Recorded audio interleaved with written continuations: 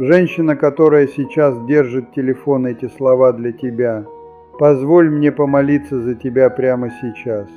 Отец всемогущий, исполненный любви, прошу тебя, утешь сердце этой женщины. Возможно, она сама не понимает, через что проходит сейчас. Но я верю, и в светлые дни, и в трудные ты не оставлял ее.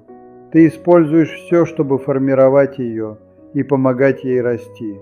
Господи, как Ты преобразил воду в вино, преобрази ее тревогу в мир, печаль в радость, а страх в веру. Помоги ей почувствовать, что она всегда любима Тобой. Поручаю Тебе и ее семью. Пусть Твое благословение окружает их, защищает от всякого зла и дарует им все необходимое. Пусть мир поселится в их сердцах, приближая их к Тебе и сохраняя под Твоей защитой каждый день. Аминь. Если эта молитва тронула тебя, напиши «Аминь» и поделись с той, кто дорог твоему сердцу.